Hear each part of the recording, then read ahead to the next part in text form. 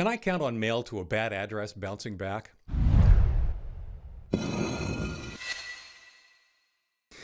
The short answer, of course, is no. The longer answer is a really interesting description of when things bounce, why they might not bounce, why it's just not a good expectation to have.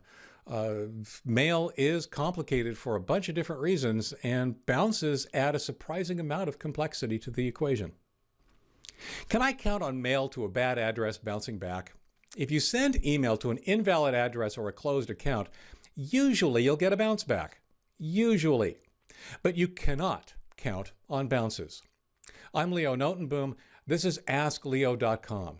Thanks to the patrons of Ask Leo for making all of this possible. askleo.com/patron for more information. Question: will email that I send bounce back to me to let me know if the recipient's email address is closed or no longer exists? Or will it just go out into space, never to be seen again? Unfortunately, the answer is A, both, B, neither, and C, all of the above. Email bounce messages are both annoying and informative. They can help you fix a problem with an email you've sent, or they can simply be another message in a big pile of spam. Unfortunately, about the only thing you can count on is that you cannot count on bounce messages. What's a bounce? Just to be clear, bounce is the term we use when email we send causes an error message, also in the form of an email message, to return to us. Usually, though not always, the error message includes the original email. The email you sent has not been delivered and is thought of as having bounced back to you. Hopefully, the error message contained in the bounce tells you why it bounced. What is this closed you speak of? I have to ask you what you mean by a closed account in your question. It could mean many things, including the user stopped using it. Email will be successfully received and accumulate. There's nothing here that would cause a bounce. The user could have closed the account, but the ISP hasn't released or deleted it yet. Email may still accumulate without bouncing until cleanup happens after some period of time. The account existed, but is now closed. The account no longer exists, or it never did.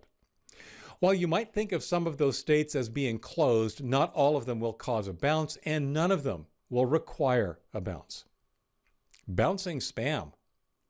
With the ever-increasing influx of spam, many ISPs choose to ignore email destined for invalid or closed destinations. Why? To avoid flooding the internet with even more noise. You've probably received bounce messages for email you didn't send. Spammers have spoofed the email so it looks like it's coming from you, and then blasted it out to anything they can find that looks like an email address. Some ISPs generate bounces if those addresses are invalid, and that's what you're seeing.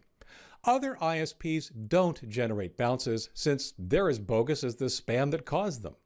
The bottom line here is that an ISP may or may not return a bounce on an invalid email address, or on any error for that matter. But it gets worse.